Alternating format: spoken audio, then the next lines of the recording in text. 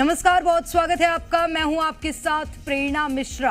राजधानी भोपाल में 2 दिवसीय ग्लोबल इन्वेस्टर्स समिट का आज समापन हो गया। निवेश के इस महाकुंभ की शुरुआत जहां प्रधानमंत्री नरेंद्र मोदी ने की थी, वहीं इसके समापन के लिए केंद्रीय गृह मंत्री अमित शाह ने शिरकत की। इसके अलावा केंद्रीय मंत्रियों ने आखिरी दिन सत्र को संबोधित किया। पर्यटन के क्षेत्र में मध्य प्रदेश के brand ambassador actor Pankaj Tripathi भी समापन सत्र में शामिल हुए।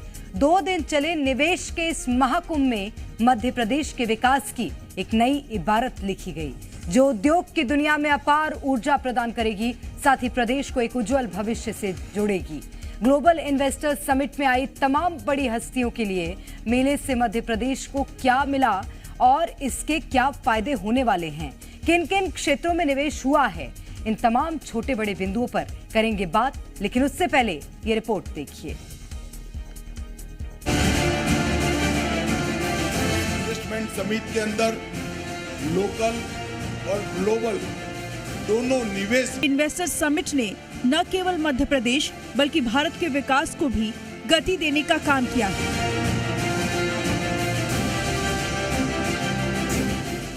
जिस प्रकार की कार्य योजना मध्य प्रदेश सरकार ने बनाई है, ये 30,77,000 करोड़ के एमओयू, इसमें से महत्तम एमओयू जमीन पर उतरेंगे। इतना ही नहीं, एक बड़ी इंडस्ट्री के साथ एंसिलरी इंडस्ट्रीज जो कई सारी आती हैं, जो इस एमओयू में समाहित नहीं है, उसको भी अच्छे तरीके से मध्य प्रदेश में स्थापित करने का काम मध्य प्रदेश प्रशासन करेगा। 2047 तक मोदी जी ने देश के युवाओं के सामने, देश के 130 करोड़ की जनता के सामने एक पूर्ण विकसित राष्ट्र भारत को बनाने का संकल्प रखा है और 2027 तक दुनिया की तीसरी बड़ी अर्थव्यवस्था बनने का संकल्प भी रखा है। मध्य प्रदेश की ये इन्वेस्टमेंट समिट, मुझे विश्वास है कि दोनों लक्ष्यों को सिद्ध करने के लिए न केवल सहायक होगी, इसमें बहुत बड़ा योगदान भी देगी। इस इन्वेस्टमेंट समिट के अंदर लोकल और ग्लोबल दोनों निवेश में वृद्धि करने के कई डायमेंशन अचीव कर लिए गए हैं। ऑटोमेशन और जॉब क्रिएशन के बीच में समन्वय बनाकर मध्य प्रदेश सरकार ने जो नीतियां बनाई है, ढेर सारी अलग अलग सेक्टर के लिए नीतियां बनाई है, वो आगे बढ़ेगी और भारत को मैन्युफैक्चरिंग हब बनाने के लिए भी बहुत बड़ा सहायता करेगी। एक नई पहचान बनाई। वहीं आज समिट में फिल्म एक्टर पंकज त्रिपाठी भी पहुंचे थे। इस दौरान उन्होंने खुद को सौभाग्यशाली बताया। उन्होंने ये भी कहा कि एमपी से उनका खास जुड़ाव है। फिल्में की हैं और तुम्हारी सारी फिल्में वो हिट हैं। स्त्री 1, स्त्री 2, ओ माई गॉड 2 और लुक्का छुपी, ये चारों फिल्में हमने एमपी में शूट की और चारों ब्लॉकबस्टर हैं। इस ग्लोबल इन्वेस्टर समिट से न सिर्फ मध्य प्रदेश की आर्थिक व्यवस्था बदलेगी, बल्कि देश की आर्थिक व्यवस्था में भी बड़ा बदलाव आने की संभावना है। समिट में मिले निवेश से राज्य के युवाओं, महिलाओं समेत हर वर्ग को बड़ा लाभ मिलेगा, जो एमपी के विकास को दोगुनी रफ्तार देगा। ब्यूरो रिपोर्ट, जी मीडिया। और वहीं आयोजन के समापन पर सीएम डॉक्टर मोहन यादव ने प्रेस कॉन्फ्रेंस कर जानकारी दी। इस दौरान उन्होंने बताया कि इस समिट में 70 से ज्यादा उद्योगपतियों और संगठनों के साथ 1-to-1 मीटिंग हुई। इस समिट में कुल 30,77,000 करोड़ के निवेश प्रस्ताव आए हैं। 2025 में जो प्रस्ताव मुझे मिले हैं, मैं आपको बताना चाहूँगा। नवीन एवं नवकरणीय ऊर्जा, इसमें लगभग 5.72 लाख करोड़ का निवेश और जिसमें रोजगार मिलेगा 1.4 लाख करोड़ का, और इसी प्रकार से 1.4 लाख लोगों को रोजगार मिलेगा। एनएचआई ने अकेले 1 लाख करोड़ से ज़्यादा का हमारे अपनी सरकार के साथ एमओयू किया है, अर्थात 1.30 लाख करोड़ के एमओयू इनके साथ हुए। कुल योग 26.61 लाख करोड़ का ये GI का टोटल आता है। और ऐसे ही कुल योग अगर अपन नौकरियों की बात करेंगे तो 16 और 1 17.30 लाख लोगों को नौकरियां मिलेगी। मैं मान के चलता हूं जिस प्रकार से माननीय प्रधानमंत्री जी ने उद्घाटन भाषण में जो उनने विषय रखा है उससे प्रदेश और देश के उद्योग जगत को नई ऊर्जा और दृष्टिकोण प्रदान किया गया है। प्रधानमंत्री द्वारा प्रदेश की निवेश अनुकूल नई 18 नीतियां लॉन्च की गई और खासकर उद्घाटन सत्र के दौरान एक विशेष वीडियो प्रस्तुति के माध्यम से मध्य प्रदेश की औद्योगिक एवं निवेश क्षमताओं को दर्शाया गया, जिसे निवेशकों द्वारा सराहा गया है। माननीय गृह मंत्री श्रीमान अमित शाह जी और केंद्रीय मंत्री राम मोहन नायडू जी ने आज जो समापन किया और मार्गदर्शन दिया वो हम सबके लिए प्रेरणादायी है।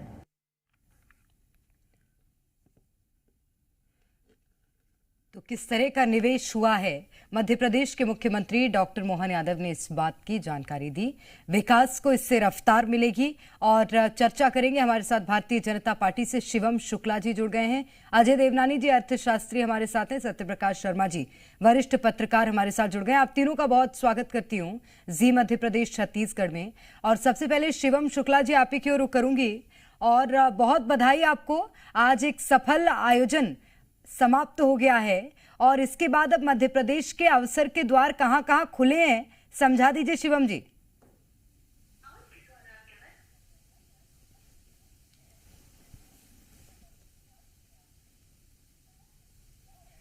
शिवम जी सुन पा रहे हैं? लेट करेंगे। चलिए मैं शिवम जी के पास लौटूंगी। अजय देवनानी जी हमारे साथ अर्थशास्त्री हैं और जुड़े हुए हैं। अजय देवनानी जी, एक का आरंभ किया प्रधानमंत्री नरेंद्र मोदी ने और दूसरे दिन का जो अंत था वो केंद्रीय गृह मंत्री ने किया है और इसमें बड़े बड़े निवेशक आए हुए थे। मध्य प्रदेश का मानव संग्रहालय राजधानी भोपाल का देखते ही बन रहा था और ये सारी झलक की सारी रोशनियां अब मध्य प्रदेश के इकोनॉमी को किस तरह से रोशन करेंगी, सर समझाइएगा।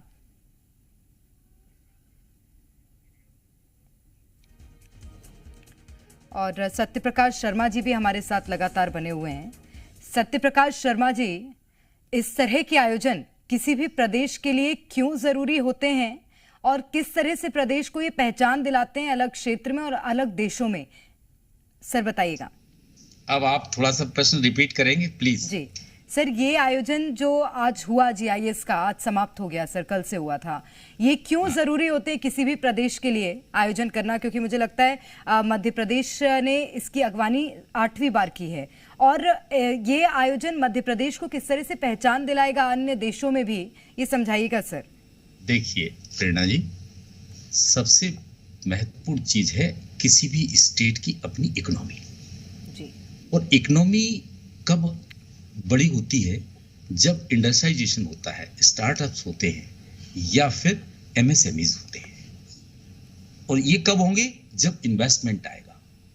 मध्य प्रदेश के इतिहास का पहला ऐसा इवेंट है, अभी तक आपको शायद पता होगा कि 2007 से ये शुरू हुए थे और हर 2 साल में होते, कोविड में कुछ टाइम चला गया तो ये इंदौर में हुआ करते थे, लेकिन ये पहली बार स्टेट कैपिटल में रखी।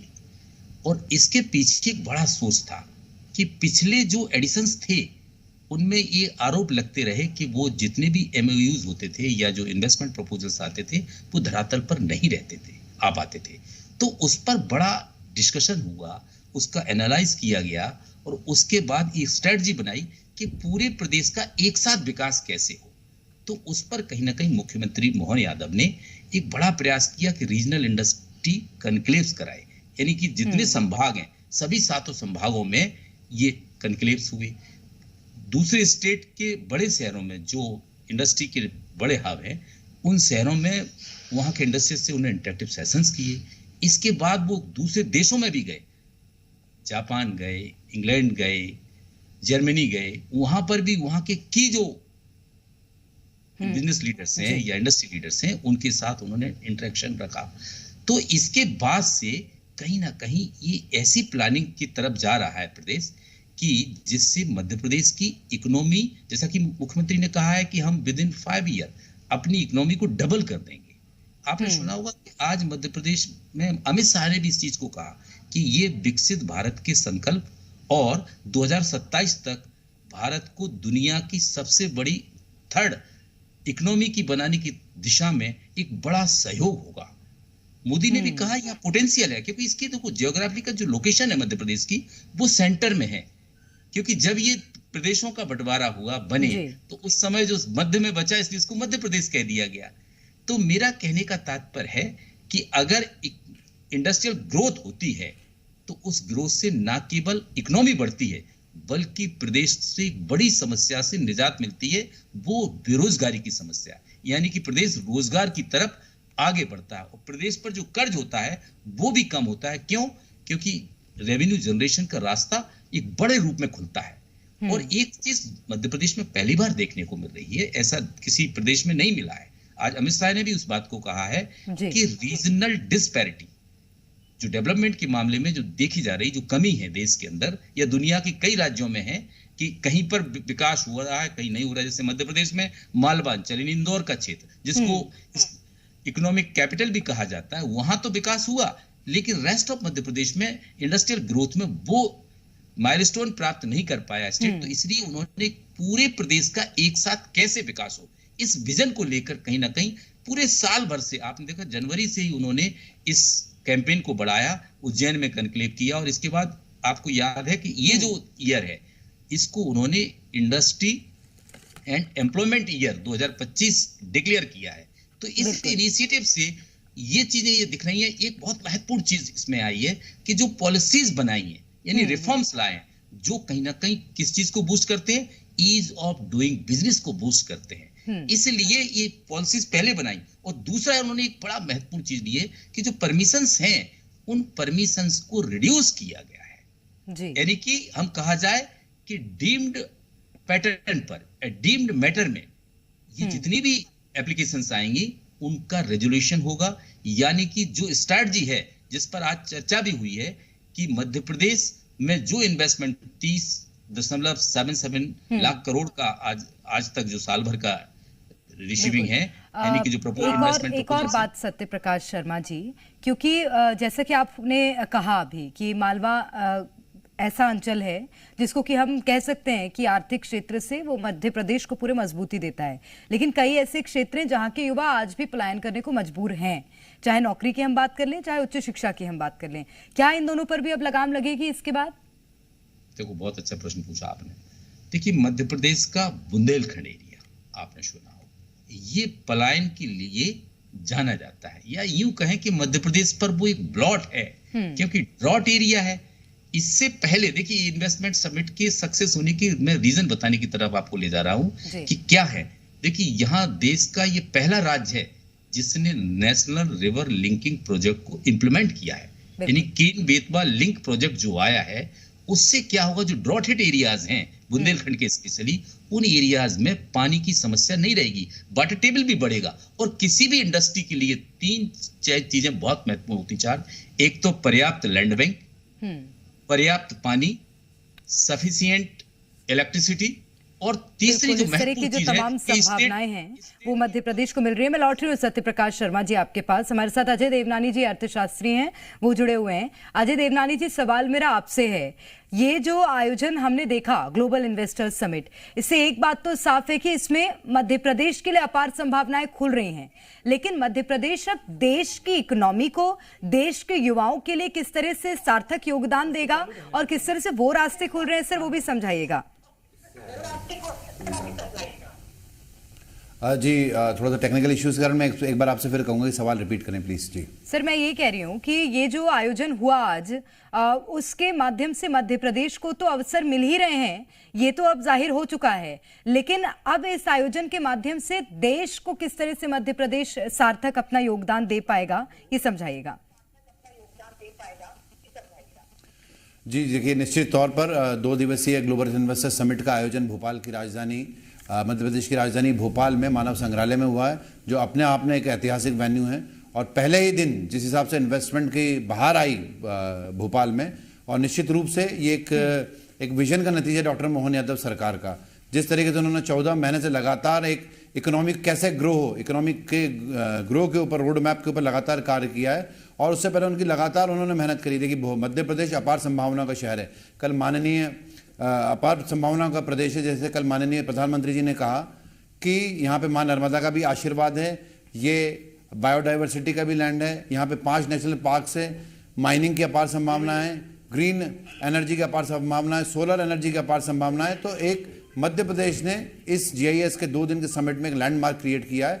और आप समझिए कि जो 2047 का रोड मैप है, जो एक विकसित भारत के संकल्प के साथ हम आगे बढ़ रहे हैं, उसको कहीं ना कहीं पूर्ण करने के लिए ये मध्य प्रदेश से शंखनाद हुआ है। और मुझे ऐसा लगता है कि इसका, आपने जैसे कहा, इस पर देश के कैसे प्रभाव पड़ेगा, तो आप देखिए कि जर्मनी जैसा देश हमारे इसमें कंट्री पार्टनर के रूप में, जापान, UK, बिल्कुल, और लगातार देश विदेश के सभी जगह के इन्वेस्टर यहाँ पे लगातार हमारे बीच आके उन्होंने एक आश्वस्त माहौल देखा मध्य प्रदेश में कि मध्य प्रदेश में कितनी संभावना है। और इसका एक सबसे बड़ा कारण है क्योंकि एक रीजनल इन्वेस्टर समिट से जो एक माहौल क्रिएट हुआ, वो कंटिन्यू 14 मंथ से एक पॉजिटिव सेंटीमेंट क्रिएट था इन्वेस्टर्स के बीच में। और मुझे ये आज जो लगातार आंकड़ा आपके चैनल के माध्यम से आ रहे हैं, ये खाली इकोनॉमी बूस्ट करने वाला GIS समिट नहीं है, इसमें इन्वेस्टमेंट के साथ साथ एम्प्लॉयमेंट जनरेट की बात हुई है।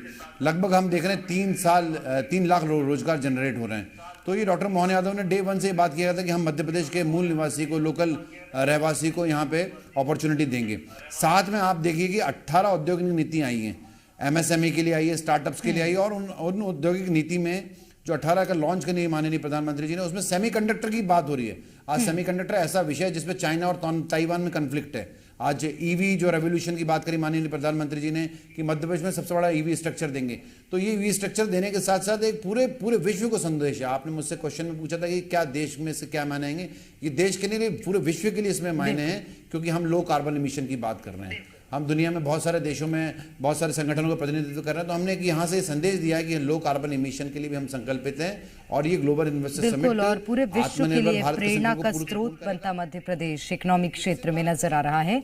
मैं शिवम शुक्ला जी आपकी ओर रुख करूंगी और आपको बधाई देती हूँ शिवम जी। मैं आज का जो आयोजन का समापन हो गया, 2 दिवसीय आयोजन था और बहुत सफल आयोजन हमें देखने मिला है। क्या क्या संभावनाएं अब मध्य प्रदेश को मिल गई हैं, क्या क्या इन्वेस्टमेंट मध्य प्रदेश में आ गए हैं, सर आप भी समझा दीजिए। सबसे महत्वपूर्ण चीज़ यह है कि हम आज जिस काल में जीवित हैं वह कहीं ना कहीं मध्य प्रदेश की राजनीति और मध्य प्रदेश की जो औद्योगिक संरचना है उसमें पैराडाइम शिफ्ट लाने वाला है। हम देख रहे हैं कि माननीय मुख्यमंत्री जी के नेतृत्व में विगत 2 दशक में जो भारतीय जनता पार्टी की सरकारों ने एक रोबोस्ट इंफ्रास्ट्रक्चर मध्य प्रदेश में खड़ा किया था, चाहे वह सड़कों की बात हो, बिजली पानी जैसी मूलभूत समस्याओं का निराकरण करने का विषय हो, उन चीज़ों के आज सार्थक परिणाम इस रूप में सामने है कि आज माननीय मुख्यमंत्री जी के नेतृत्व में मध्य प्रदेश में एक बेहतर और सुदृढ़ औद्योगिक नीति की दिशा में हम आगे बढ़ रहे हैं। और यह औद्योगिक नीति जो है वह मध्य प्रदेश को विकसित भारत की संकल्प के योगदान में कहीं ना कहीं मील का पत्थर स्थापित करने जा रही है। और स्वाभाविक तौर पर मध्य प्रदेश आने वाले वक्त में एक अग्रणी राज्य बनकर के उभरेगा और भारत की वैश्विक स्तर पर जो प्रगति और उन्नति है उसको गति देने में मध्य प्रदेश का योगदान महत्वपूर्ण रहने जा रहा है। तकरीबन 24,61,000 करोड़ रुपए के निवेश आए हैं, 18 लाख के करीब रोजगार के प्रस्ताव हैं। और इस प्रकार से यह औद्योगिक जो हमारी पूरी एक इंडस्ट्रियल कॉन्क्लेव, इंडस्ट्रियल मीट थी, वह सफलता की ओर आगे बढ़ गई है। यह अपने आप में विशिष्ट क्यों है? क्योंकि माननीय मुख्यमंत्री जी ने इसको अचानक से नहीं किया, इसके लिए बकायदा पूरा नीचे स्तर पर संभाग मुख्यालयों में जाकर के जो एक वहां की जो मूलभूत इंडस्ट्री स्पेसिफिक डिमांड थी उनको समझने का प्रयास किया, उनको कहीं ना कहीं पॉलिसी में लेकर के आए। और उसके पश्चात जो इंडस्ट्री और एरिया स्पेसिफिक, इस इन्वेस्टर मीट की जो सबसे बड़ी विशेषता रही कि इसमें इंडस्ट्री और एरिया पर विशेष फोकस दिया गया। हमारे मध्य प्रदेश के जो क्षेत्र हैं, चाहे वह मालवा का रीजन हो उसकी अपनी कुछ विशेषता है, विंध्य का क्षेत्र है उसकी अपनी विशेषता है, बुंदेलखंड में जो उद्योग और निवेश आएगा उसका अपना एक विशिष्टता है। तो इन तमाम चीजों का ध्यान रखा गया और उसके माध्यम से उद्योगपतियों को आकर्षित किया गया कि जहां पर जिस क्षेत्र में जो अनुकूलता है उसके अनुरूप उद्योग स्थापित की जाए। इसके साथ ही साथ 6 क्षेत्रों में विशेष तौर पर फोकस किया गया। उसके लिए मिनी इन्वेस्टर मीट वहां पर जैसे फार्मास्यूटिकल को लेकर के था, इसी प्रकार से ऑटोमोबाइल के क्षेत्र को लेकर के था, और 4 अन्य क्षेत्रों में माननीय मुख्यमंत्री जी ने विभागीय मंत्रियों के साथ में एक सुदृढ़ औद्योगिक नीति के संबंध में जो इन्वेस्टर्स थे उनके साथ चर्चा की। तो स्वाभाविक तौर पर समग्रता के साथ यह उद्योग की जो हमारी पूरी एक नीति थी वह आगे बढ़ी है, और इसके हम देखेंगे कि मध्य प्रदेश में आने वाले दिनों में बेहद सकारात्मक और सार्थक परिणाम देखने को मिलेंगे। और मध्य प्रदेश की औद्योगिक की जो एक विकास दर है, जो कांग्रेस के शासनकाल में कभी नकारात्मक में हुआ करती थी, शिवराज जी उसको 18% लेकर के आए और वह दोगुनी या तिगुनी गति से आगे बढ़ने जा रहा है। शिवम जी, एक और बात आपसे पूछना चाहूंगी, क्योंकि देखिए ये आयोजन ने मध्य प्रदेश को लाभ पहुंचा दिया है, और आगे जिस तरह से इन्वेस्टमेंट प्लान्स आए हैं मध्य प्रदेश के लिए, तो युवाओं को भी इससे लाभ मिलेगा। आसपास कई ऐसे जिले और भी हैं, अगर मैं मध्य प्रदेश की बात छोड़ दूं तो मध्य प्रदेश से लगे हुए राज्यों के जिले, वहां के भी युवा कभी कभी पलायन करके दूसरे शहरों में जाते हैं अवसर तलाशने के लिए। अब क्या मध्य प्रदेश उनके लिए भी द्वार खोलेगा अपने? देखिए, मध्य प्रदेश ने सदैव ही, चाहे शिक्षा के क्षेत्र में हो, चाहे रोजगार और निवेश के क्षेत्र में हो, मध्य प्रदेश देश का हृदय स्थल है, और यहाँ के लोगों का, यहाँ की सरकार का दिल भी विशाल है। हमने लगातार मध्य प्रदेश के युवाओं को भी रोजगार के पर्याप्त अवसर देने का काम किया है। कोई अगर उद्योग लग रहा है तो उसमें हम प्राथमिकता देखते हैं कि मध्य प्रदेश के स्थानीय युवाओं को पर्याप्त स्थान मिले। लेकिन इसके साथ ही ठीक है सर, मैं आ रही हूँ आपके पास। अजय देवनानी जी हमारे साथ बने हुए कुछ कह रहे हैं। अजय जी कहिएगा। मैं कह रहा था, आज के सेकंड सेशन में आज 2 घंटे जो समय था GIS में, वो स्टार्टअप और MSME सेक्शन के लिए था। आप देखिए इसको वाइड एंगल से देखिए कि कुछ दिनों पहले हमारा सेंट्रल यूनियन बजट आया है, उसमें MSME के लिए, स्टार्टअप्स के लिए, व्यापारियों के लिए पहली बार कार्ड्स आए, मतलब क्रेडिट कार्ड आए। तो आज 2 घंटे जो सेशन था, जो आपने बात करी है, तो इस वक्त जो मध्य प्रदेश में माहौल है वो जॉब गिवर्स का, जॉब सीकर्स का नहीं है, जो आपने बात करी है। तो आज मुझे ऐसा लगता है कि इसमें स्टार्टअप में इतना युवाओं में उत्साह था और इतनी पॉलिसीज आई हैं। मैंने आपसे जो बात करी कि 18 जो औद्योगिक नीति है उसमें MSME के साथ साथ स्टार्टअप पॉलिसी भी है। तो बहुत इंपॉर्टेंट फैक्टर है कि जो मध्य प्रदेश का युवा है, जो आपने कहा था पलायन करके कभी बैंगलोर जाता है या कभी US जाता है या अन्य देशों में जाता है, वो यहाँ पे इस टाइम जॉब गिवर्स की पोजीशन में इस इन्वेस्टर समिट के बाद आ जाएगा। जो इतने जॉब जनरेशन की बात हो रही है कि 3 लाख जॉब जनरेट हो रहे हैं, वो उसका सबसे बड़ा रीजन ये है कि नई जो पॉलिसीज आई हैं स्टार्टअप को लेके, MSME को लेके।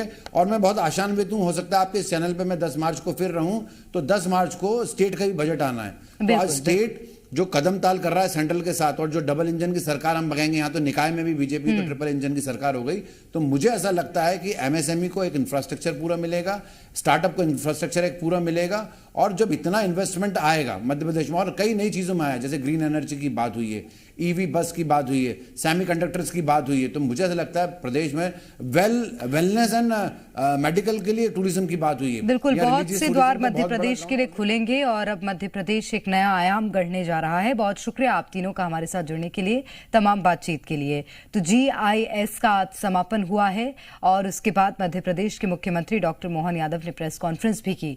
क्या क्या अवसर मध्य प्रदेश के हिस्से में आए हैं, क्या क्या इन्वेस्टमेंट आए हैं मध्य प्रदेश की झोली में, तमाम बातों का जिक्र किया है। इसी के साथ फिलहाल के लिए इस बुलेटिन में इतना ही। यहां रुक रहे हैं एक ब्रेक के लिए।